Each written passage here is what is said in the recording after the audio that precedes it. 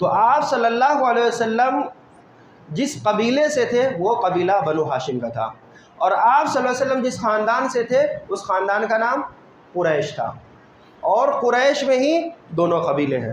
तो बनु उमैया में सरदारी थी, हुक्मरानी थी, और ये लोग मुल्क के सरबराह थे। इनके हाथ में ही सारा निज़ाम था, किस तरीके से मुल्क को चलाया जाए, किस तरीके से क्या किया जाए। तो मुल्की निज़ाम का संभालना बनु उमैया की ज़िम्मेदारी, और दीनी तौर पे तरबियत करना, दीनी तौर पर लोगों को दीन समझाना, ये बनु हाशिम की ज़िम्मेदारी थी। इसलिए आपने सुना होगा कि आपके चचा और आपके दादा क्या थे, खाना काबा के मुतवल्ली थे। तो आप सल्लल्लाहु अलैहि वसल्लम की पैदाइश ऐसे ख़ानदान में हो रही है कि दीन और दुनिया दोनों तरीके से ख़ानदान मजबूत है, किसी चीज़ की ज़रूरत नहीं थी। लेकिन मुहम्मदुर रसूलुल्लाह सल्लल्लाहु अलैहि वसल्लम की पैदाइश के बाद आप सल्लल्लाहु अलैहि वसल्लम ने जब अपने अक्ल व फ़हम को समझा और बाशऊर के आलम आप सल्लल्लाहु अलैहि वसल्लम के ऊपर तारी हुए, और आप सल्लल्लाहु अलैहि वसल्लम बाशऊर हुए और समझने लगे कि मुआशरे में किन लोगों को किन चीज़ों की ज़रूरत है, कैसे कैसे लोग यहाँ दबे हुए हैं, कैसे कैसे लोगों को इंसाफ नहीं मिल रहा है, और किस तरीके के इंसाफ मुआशरे में चाहिए। तो आप सल्लल्लाहु अलैहि वसल्लम ने पहला कदम जो उठाया वो हक़ और इंसाफ का उठाया, और ऐसे दबे कुचले लोग जिनको इंसाफ नहीं मिल रहा था, आप सल्लल्लाहु अलैहि वसल्लम ने उन्हें इंसाफ दिलाने की पूरी हद तर्जा कोशिश की। और जब हक़ के लिए कोई आवाज़ उठती है, जब इंसाफ के लिए कोई खड़े होते हैं, मेरे भाइयों, ये छोटी सी चीज़ नहीं है, ये बहुत ही बड़ी दिलेरी की बात है कि आप अपने ख़ानदान के ख़िलाफ़ ही हक़ बयान करते हैं। और जब भी आप हक़ बयान करने के लिए खड़े होते हैं, अल्लाह की कसम कह रहा हूँ, आपको दुश्मन बाहर नहीं घर में नज़र आ जाएंगे, अपनों में नज़र आ जाएंगे। इसी तरीके से नबी सल्लल्लाहु अलैहि वसल्लम जब हक़ के लिए खड़े हुए तो आप सल्लल्लाहु अलैहि वसल्लम के ऊपर मुसीबतों के पहाड़ टूट पड़े। गैर तो छोड़े, अपने ही मुखालिफ हो गए। जो कल तक आपकी तारीफ़ें किया करते थे, आज वो आपको गालियां देने वाले बन गए। आप सल्लल्लाहु अलैहि वसल्लम के ऊपर जुल्म व सितम का पहाड़ तोड़ दिया गया। मेरे भाइयों, तने तनहा मुहम्मदुर रसूलुल्लाह सल्लल्लाहु अलैहि वसल्लम एक तरफ और एक तरफ पूरे कुफार और मुशरिकीन थे, लेकिन आप सल्लल्लाहु अलैहि वसल्लम ने हक़ का दामन नहीं छोड़ा, इंसाफ करना नहीं छोड़ा, हक़ बोलना नहीं छोड़ा, और यही तालीम आप सल्लल्लाहु अलैहि वसल्लम ने अपनी उम्मत को दी। गौर करें, आप सल्लल्लाहु अलैहि वसल्लम ने इंसाफ की आवाज़ कैसे बुलंद की, और सबसे बड़ा इंसाफ, सबसे बड़ा हक़ अगर इस दुनिया में कोई चीज़ है तो एक अल्लाह की दावत है, एक अल्लाह की इबादत की दावत है। क्योंकि इस दुनिया का खालिक कौन है? अल्लाह रब्बुल आलमीन। इस दुनिया का मालिक कौन है? अल्लाह रब्बुल आलमीन। सूरज कौन निकालता है? अल्लाह रब्बुल आलमीन। किसकी शुआओं में हम ज़िंदगी गुजारते हैं? अल्लाह रब्बुल आलमीन की। ये तमाम की तमाम चीज़ें ये मुशरिकीन भी जानते थे, मुशरिकीन भी ये गवाही देते थे। जब उनसे पूछा जाता कि भला बताओ आसमान का खालिक कौन है, तो वो कहते अल्लाह। भला पूछा जाता उनसे कि भला बताओ तुमको किसने पैदा किया, तो कहते अल्लाह। यानी अल्लाह से वो मुतारफ़ थे, अल्लाह की तारीफ़ उसके सामने नहीं की जाती थी, बल्कि वो अल्लाह को जानते थे। लेकिन फिर भी वो अल्लाह को जानने और पहचानने के बावजूद भी अल्लाह की सही तरीके से इबादत नहीं किया करते थे। अल्लाह की भी इबादत करते, दूसरे की भी इबादत करते, अल्लाह से भी मांगते और दूसरों से भी मांगा करते थे। इसी चीज़ को मुहम्मदुर रसूलुल्लाह सल्लल्लाहु अलैहि वसल्लम ने मुद्दा बनाया, और आप सल्लल्लाहु अलैहि वसल्लम ने फरमाया कि लोगों, सबसे पहला हक़ ये है और पहला हक़ की आवाज़ ये है कि मैं तुम्हें किस चीज़ की दावत देता हूँ, क़ूलू ला इलाहा इल्लल्लाह। तुम सब के सब मिलकर के कह दो अल्लाह के अलावा कोई माबूद बरहक नहीं। भला बताइए, इस जुमले में कौन सी ऐसी चीज़ है जो कुफार और मुशरिकीन के दिलों तक पहुँच गई और आप सल्लल्लाहु अलैहि वसल्लम को सताना शुरू कर दिया। यहाँ तक कि आपको सताने की बात तो छोड़े, कत्ल की साजिश शुरू हो गई। क्यों? जहाँ हक़ आता है तो बातिल का खात्मा हो जाता है। कुल जाअल हक़्क़ु व ज़हक़ल बातिल इन्नल बातिल काना ज़हूक़ा, कि बेशक जब हक़ आएगा तो बातिल का खात्मा ज़रूरी है। तो अल्लाह के नबी सल्लल्लाहु अलैहि वसल्लम ने किसके ख़िलाफ़ आवाज़ उठाई? अपने ख़ानदान के ख़िलाफ़ आवाज़ उठाई, और ख़ानदान के ख़िलाफ़ इसलिए आवाज़ उठानी ज़रूरी थी कि उस दौर का माहौल इस तरीके से हो गया था कि कातिल अगर था तो वो कत्ल में इतना बड़ा कातिल हो जाता कि दूसरों को मारते मारते अपने भाई के गर्दन को भी मार देता, लेकिन शर्म नहीं आती थी। दूसरों से ज़िना करते करते अपने माँ बहन के साथ ज़िना कर लेते थे, लेकिन शर्म नहीं आती थी। उस अमीक गहराई में नबी सल्लल्लाहु अलैहि वसल्लम ने हक़ की आवाज़ को बुलंद किया और तने तनहा तमाम जुल्म व सितम के शिकार बने। मालूम है उसके बाद क्या हुआ? आप सल्लल्लाहु अलैहि वसल्लम के मुखालिफिन बहुत ज़्यादा हो गए, यहाँ तक कि आप सल्लल्लाहु अलैहि वसल्लम के ऊपर इतने मुसीबतों के पहाड़ टूट गए कि आप सल्लल्लाहु अलैहि वसल्लम को हिजरत करना पड़ गई। और जो कुछ लोग, चंद एक लोग आटे में नमक के बराबर आपके ऊपर ईमान लाए थे, उन लोगों को आप सल्लल्लाहु अलैहि वसल्लम की इजाज़त से मुल्क हबशा की तरफ हिजरत करना पड़ा। जब आप सल्लल्लाहु अलैहि वसल्लम मदीना का हिजरत करते हैं तो आप सल्लल्लाहु अलैहि वसल्लम जब मदीना गए तो मदीना के लोगों ने आप सल्लल्लाहु अलैहि वसल्लम की इज़्ज़त की, तौक़ीर की और आप सल्लल्लाहु अलैहि वसल्लम को अपना रहनुमा, अपना कायद और अपना रसूल माना, आखिरी रसूल माना। आप सल्लल्लाहु अलैहि वसल्लम ने वहाँ इंसाफ की आवाज़ इस तरीके से बुलंद की कि वहाँ भी दुश्मनों की कमी नहीं थी।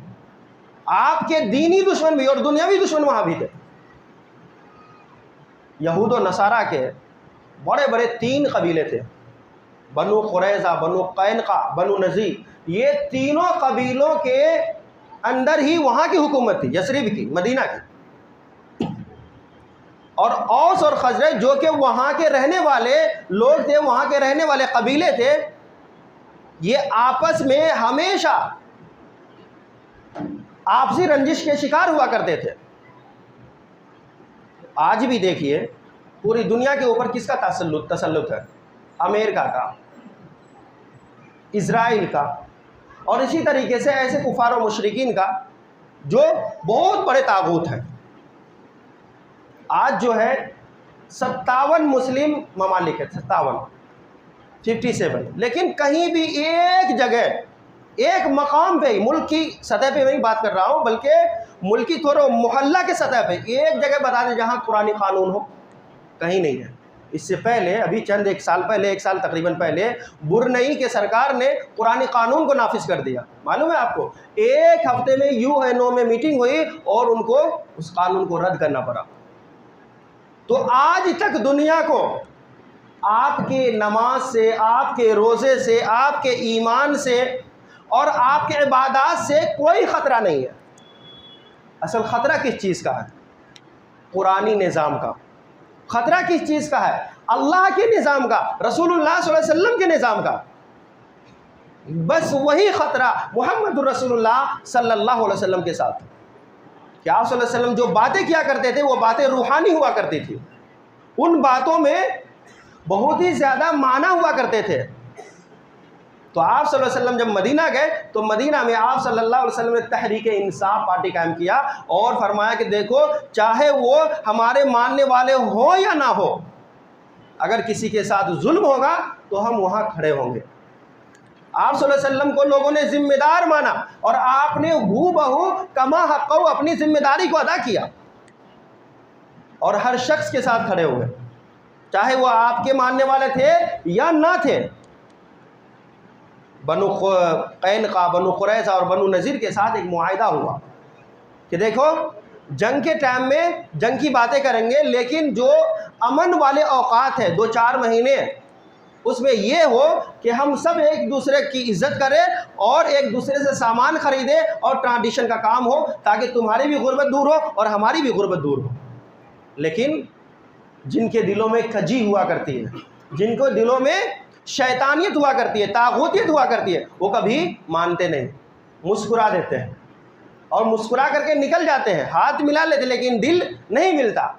ऐसा ही हुआ, नबी सल्लल्लाहु अलैहि वसल्लम ने मुआहिदा किया और उसके बाद चंद दिन ही वो मुआहिदे चले और उसके बाद क्या हुआ, इतने जुल्म और सितम हुए कि नबी सल्लल्लाहु अलैहि वसल्लम जिस कबीले से टाइप किए थे, उन कबीलों के ऊपर इतने जुल्म और सितम उन लोगों ने ढा कि उनकी औरतों तक के नहीं छोड़ा, उनके बच्चियों को नहीं छोड़ा, उनके नौजवानों को नहीं छोड़ा। जिसको पाते जहाँ कत्ल कर देते, जिनको पाते जहाँ इज़्ज़त लूट देते, जहाँ पाते उनके तिजारती काफ़िला को लूट लेते। मोहम्मद रसूलुल्लाह सल्लल्लाहु अलैहि वसल्लम जबकि इंसाफ के लिए खड़े हुए, आप सल्लल्लाहु अलैहि वसल्लम ने महज चंद नौजवानों को लेकर के उनसे मुकाबला किया। भला बताएं कि जिनके हाथ में पूरा पावर है और जो पहले से इतने ताकतवर है, और एक छोटी सी जमात कैसे उससे लड़ सकती है। लेकिन अल्लाह किसके साथ होता है? इन्नल्लाह मअल हक़, अल्लाह हक़ के साथ होता है। हक़ को कलील और कसीर से कोई लेना देना नहीं है। वहाँ से मुहम्मदुर रसूलुल्लाह सल्लल्लाहु अलैहि वसल्लम का चर्चा हो गया कि आप सल्लल्लाहु अलैहि वसल्लम इंसाफ करते हैं। आप सल्लल्लाहु अलैहि वसल्लम से जुड़ जाओ तो आप सल्लल्लाहु अलैहि वसल्लम के पास तुम अपने तमाम के तमाम हुकूक को पालोगे। और लिहाजा वहाँ से अल्लाह रब्बुल आलमीन ने इस दावती सिलसिला का आगाज़ कर दिया बाकायदा तौर पे। और जो आप सल्लल्लाहु अलैहि वसल्लम ने मक्का में रह करके लंबी मुद्दत में नहीं कर पाए, वो महज चंद दिनों में, चंद सालों में, महज 10 सालों में मदीने से इतना इस्लाम फैला कि आज हम लोग मुसलमान हैं। ये मोहम्मद रसूलुल्लाह सल्लल्लाहु अलैहि वसल्लम की उस चीज़ की बरकत, उस मेहनत की बरकत है मेरे भाइयों। फिर उसके बाद आप सल्लल्लाहु अलैहि वसल्लम ने कमा हक़ कहूँ अपनी जिम्मेदारी अदा की। उसके बाद जब आपके असहाब आए, आपका दौर ख़त्म हो गया, फिर आपके असहाब आए, तो बिला इत्तेफाक हज़रत अबू बकर सिद्दीक़ रज़ियल्लाहु ताला अन्हु को लोगों ने खलीफा चुन लिया। अब ये आप सोचेंगे ये खलीफा क्या है? इस चीज़ को मैं बताता हूँ। इमारत और खिलाफत ये दोनों अलग शय हैं, ये दोनों अलग चीज़ें हैं।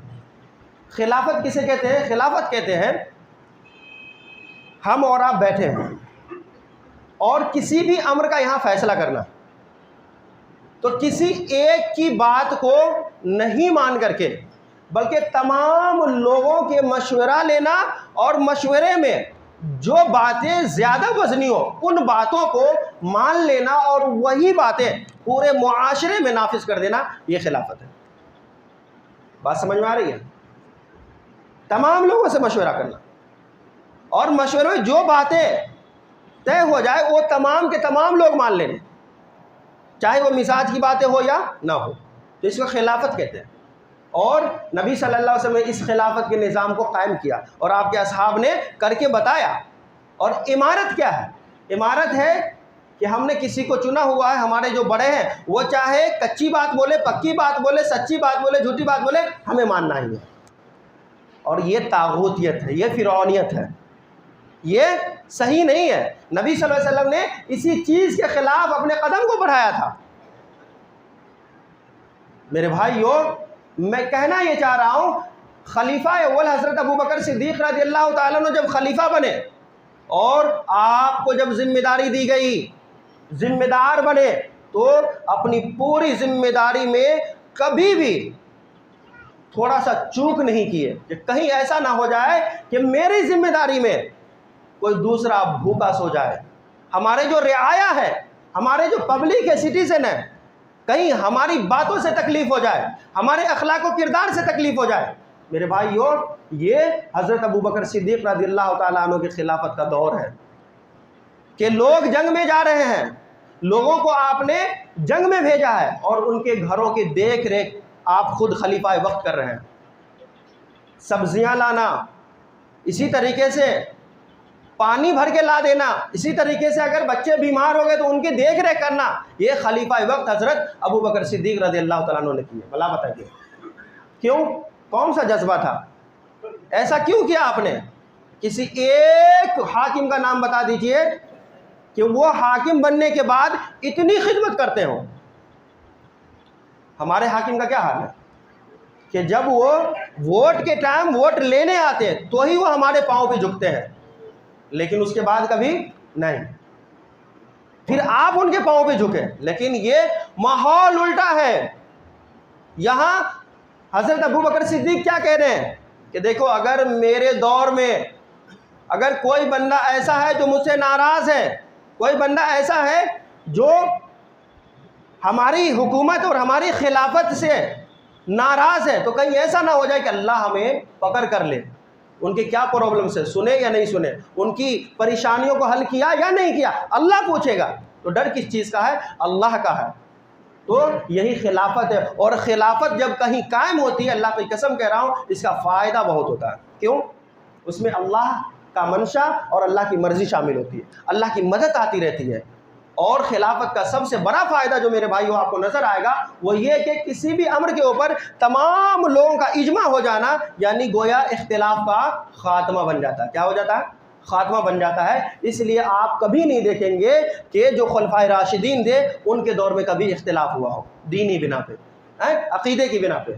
मेरे भाइयों वो सिलसिला चलता रहा, यहाँ तक कि फिर खिलाफत इमारत में बदल गई, और इमारत में फिर उसके बाद वो इमारत की भी वो जो सिलसिले चलते रहे, यहाँ तक के सन 681 ईस्वी आ गए, सन 61 हिजरी, उसमें एक शख्सियत पैदा होती है। उस शख्सियत का नाम है उमर इब्ने अब्दुल अजीज़ रहमहुल्लाह।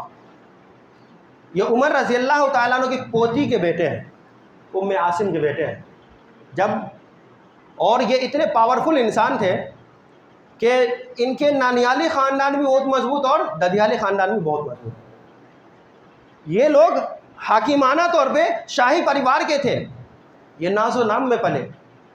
इनके बारे में आया है कि ये जब एक कपड़े पहनते फिर दूसरे दिन वो कपड़े नहीं पहनते थे, क्योंकि नाज़ो नाम के पलने वाले लोग थे। एक खुशबू इस्तेमाल करते तो फिर उस खुशबू को कभी देखने की ज़रूरत नहीं पड़ती। इतनी इमारत और इतनी शहनशाही, लेकिन जब लोगों ने इसके सामने सुलेमान इब्ने अब्दुल मलिक के दौर में इमारत की बात की, हुकूमत की बात की, और कहा देखिए कि सुलेमान इब्ने अब्दुल मलिक इब्ने मरवान जो है ये अब बीमार हो गए हैं और वो चाहते हैं कि किसी को अपना जानशीन मुकर्रर कर दे। तो मालूम है क्या कहा उमर इब्ने अब्दुल अजीज़ रहमतुल्लाह ने? कहा देखो मेरा मशवरा ये है कि मेरे अलावा तुम जिनको भी अपना खलीफा चुन लो, अपना अमीर चुन लो, मैं तैयार हूँ इस चीज़ के लिए। गौर करने की बात है, यहाँ हमारा बताने का मकसद ये है कि हम लोग भी आज जिम्मेदार हैं। हम लोग भी जिम्मेदारी के लिए लड़ते नहीं मरते हैं, कट जाने को गवारा अपने सर को देने को है ना, ये बात करते हैं। और वो सुनिए इमाम रजा कहते हैं, ये गुलाम है उनके, यानी मुंशी कह ले, कैबिनेट मंत्री कह ले। उन्होंने क्या कहा सुलेमान इब्ने अब्दुल मलिक को कि देखो कि मैंने अक्सर लोगों से मशवरा किया है कि किसको खलीफा बनाया जाए, किसको अमीर बनाया जाए, लेकिन सबका यही कहना है, सबकी बातों से यही बातें हमें असर मिलती है कि सबकी बातें यही है कि हमें बना दिया जाए। क्या जाए कि मुंह खोल के नहीं बोल रहे, लेकिन हमें बना दिया जाए। लेकिन एक शख्स ऐसा है जिसने कहा कि देखो मेरे अलावा किसी को भी बना दो। सुलेमान इब्ने अब्दुल मलिक बहुत हैरान हुए, परेशान हुए, और उन्होंने कहा उस शख्सियत का नाम क्या है, वो कौन है? तो इमाम रजा कहते हैं कि वो कोई और नहीं, ये आपके ही रिलेटिव, आपके रिलेशन में है। और वो बच्चा कौन है, वो नौजवान कौन है? वो नौजवान है उमर इब्ने अब्दुल अजीज़, आपके भाई के बेटे। भला बताइए। तो सुलेमान इब्ने अब्दुल मलिक ने कहा कि देखो जो लोग हुकूमत से भाग रहे हैं, इस जिम्मेदारी को उठाने से भाग रहे हैं, लिहाजा उनको ही जिम्मेदारी सौंपी जाएगी। क्यों? इससे ये पता चलता है कि ये अवामुन्नास के साथ हमेशा भलाई का मामला करेगा, क्योंकि इन्हें हुकूमत की लालच नहीं है, ये लोगों को इंसाफ दिलाएगा। और ऐसा हुआ, सुलेमान इब्ने अब्दुल मलिक ने साइन कर दिया, किसके नाम? उमर इब्ने अब्दुल अजीज़ के नाम। और एक लेटर लिखा, और लेटर लिखने के बाद उसके ऊपर सील थप्पे लग गए और शाही लिफाफे में बंद करके और कहा इमाम रजा को कि आप बाहर जाइए और लोगों से कहिए कि खलीफा वक्त ने अपना जानशीन चुन लिया, लिहाजा तुम्हें चाहिए कि तुम इसके ऊपर बैत ले लो। आप बाहर आए, किसी को बगैर बताए, उमर इब्ने अब्दुल अजीज़ को भी नहीं बताया कि आपका नाम लिखा गया है, और आ करके सबसे कहा कि देखो ये बंद ख़त के ऊपर आपको बैत लेना है, अगर कोई बैत नहीं लेता तो उन्हें कत्ल कर दिया जाएगा, क्योंकि वो खिलाफत का मामला था। तो वैसे ही हुआ, सारे के सारे लोगों ने शाही मोहर को देख करके बैत ले लिए।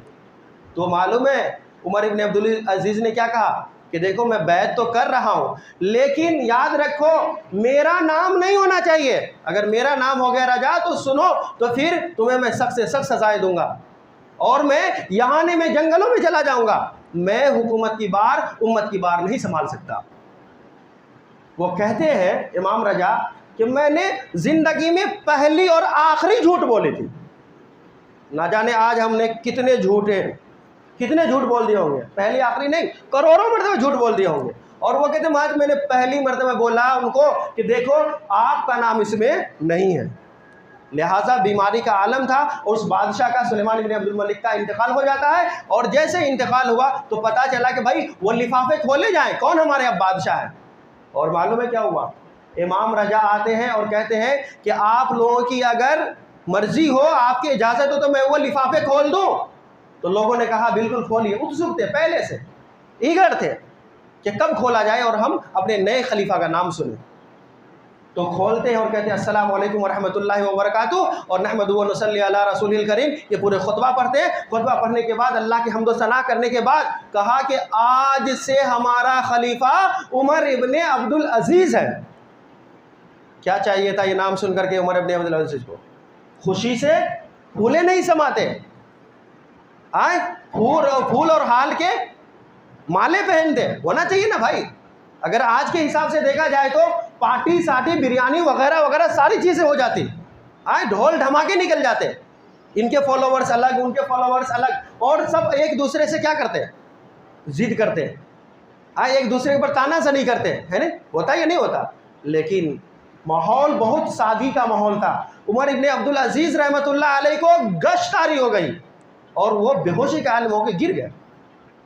लोग उसे उठाते हैं, पानी पिलाते हैं, क्या हुआ आपको, वजह क्या है, आप क्यों हुकूमत से भागना चाहते हैं? लोगों ने सवाल किया तो कहते लोगों तुम जानते नहीं हो, मैं जब अकेला था, मैं शाही परिवार से था, अल्लाह ने जो भी मुझे दिया मैंने अपने ऊपर लगाया और अल्लाह की तारीफ़ें बयान की, और जो हो सका मैंने अल्लाह के रास्ते में खर्च किया। लेकिन अब मैं ज़िम्मेदार बन गया हूँ, कहीं ऐसा ना हो जाए कि हुकूमत का एक मामला भी मैं इधर से उधर कर दूँ, या फिर जो हुकूमत तौर पे, हाकिमाना तौर पे जो मालो ज़र आए मैं उसमें ख़यानत न कर जाऊँ। तुम्हें पता नहीं है कि इसकी ज़िम्मेदारी और इसका पूछगछ कितना होने वाला है।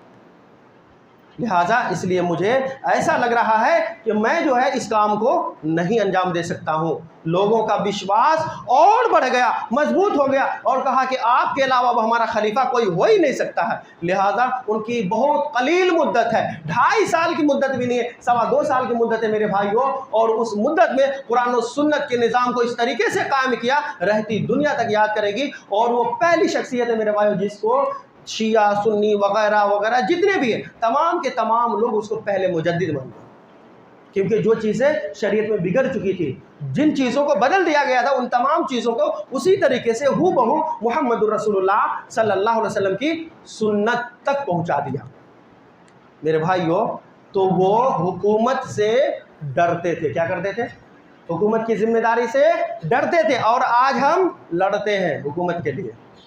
तो गौर कीजिए, आपसे पूछगछ होने वाला है। मैं खास करके आप जिम्मेदारों से कहना चाह रहा हूँ, ये पूछगछ होने वाला है मेरे भाइयों। ये मेरी तीखी बातें सुन ले आप, ये नहीं कि वहाँ से ना हम आकर के हुकूमत करने के लिए ना हम जिम्मेदार बन गए। मेरे भाइयों, अल्लाह पूछेगा क़यामत के दिन, भला बताओ तुम हाकिम थे, अमीर थे, मुतवल्ली थे, मिंबर थे, तुमने अपना हक कितना अदा किया? नबी ने फरमाया अला कुल्लुकुम राइन व कुल्लुकुम मसऊलुन अन रइयती वल इमामु राइन वह हुआ मसऊलुन अन रइयतिही, कि तमाम लोग एक दूसरे से पूछगछ कर सकते हैं और तमाम लोगों से पूछा जाएगा, चाहे वो हाकिम हो, महकूम हो, कोई भी हो, चाहे वो आप मस्जिद के ज़िम्मेदार हो, मदरसे के ज़िम्मेदार हो, सोसाइटी के ज़िम्मेदार हो, किसी भी ज़िम्मेदारी में हो, घर के ज़िम्मेदार हो, तमाम चीज़ों के बारे में पूछा जाएगा मेरे भाइयों। तो मेरे दर्स का मतलब यही है कि आप अपनी जिम्मेदारी में कमा हक कहो वैसे ही स्टैंड अप हो जाइए, जिस तरीके से हमारे असलाफ स्टैंड अप थे। हमेशा उसे नींद नहीं आती थी कि कहीं ऐसा ना हो जाए कि हमारी बातों से किसी को तकलीफ पहुंचे, और अगर तकलीफ पहुंच जाती तो वो जा करके माफ़ी मांग लिया करते थे।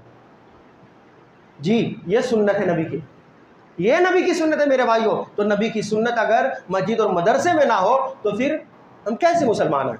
हमारी मुसलमानियत पे थू है तब, हमारे ईमान पे थू है तब, ऐसी सोसाइटी पे थू है मेरे भाइयों जिससे कुरान और सुन्नत के कानून नाफिज ना हो।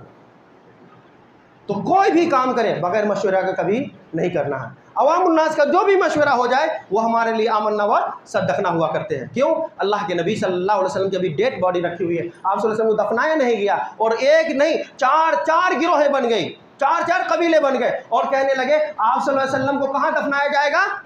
तो किसी ने कहा मक्का में पैदा हुआ, मक्का में दफनाया जाएगा। किसी ने कहा बैतुल मक़दिस में तमाम अंबिया आए तो वहाँ दफनाया जाएगा, वहाँ मकबरा बनेगा। इसी तरह किसी ने कहा मदीना में रहे तो मदीना, और किसी ने कभी किसी ने कहा कि पहली मस्जिद क़ुबा है तो वहाँ जाकर के दफनाया जाएगा। लेकिन नहीं, सारे के सारे लोग जमा हो गए। हज़रत अबू बकर सिद्दीक़ खड़े हुए और कहा क्या मैं इस ज़िम्न में मुहम्मदुर रसूलुल्लाह सल्लल्लाहु अलैहि वसल्लम की एक हदीस सुना दूँ, क्या तुम सब मान लोगे? तो लोगों ने क्या कहा कि अगर नबी सल्लल्लाहु अलैहि वसल्लम ने हदीस इरशाद फरमाए तो ज़रूर आमन्ना व सद्दक़ना। देखिए हमारा मिजाज क्या होना चाहिए। सहाबा कैसे मिजाज रखते थे? अभी इतने गिरोहें बन गए, इतने इख्तिलाफ हो गए, लेकिन जैसे मुहम्मदुर रसूलुल्लाह सल्लल्लाहु अलैहि वसल्लम की हदीस आई तो हज़रत अबू बकर सिद्दीक़ क्या कहने लगे कि देखो नबी ने खुद अपनी ज़िंदगी में मुझे फरमाया था कि देखो जहाँ नबी का इंतकाल होता वहीं उसकी कब्र बनती है, लिहाजा हुजरा आयशा में आप इंतकाल किए तो हुजरा आयशा ही आपकी कब्र भी बनेगी। आज तक हुजरा आयशा में ही कब्र है। और एक हदीस आई, सारे के सारे लोग क्या हो गए? मान गए। आमन्ना व सद्दक़ना का नारा लगने लगा। हम ईमान लाए, तस्दीक करते हैं, क्योंकि इन तमाम चीज़ों के का जो खुलासा है वो है रब की रज़ा, अल्लाह रब्बुल आलमीन को राज़ी करना, अल्लाह रब्बुल आलमीन के जन्नत को पाना, अल्लाह रब्बुल आलमीन के बीर को पाना, अल्लाह रब्बुल आलमीन के वादे का मुस्तहिक होना। तो मेरे भाइयों, हम यही उम्मीद करते हैं कि हमारे दरमियान जितने भी इख्तिलाफ़ात हैं, जितने भी इंतशारात हैं, इंशाअल्लाह हम सब इंशाअल्लाह अल्लाह के लिए इसको इंशाअल्लाह रफ़ा दफ़ा करेंगे इंशाअल्लाह।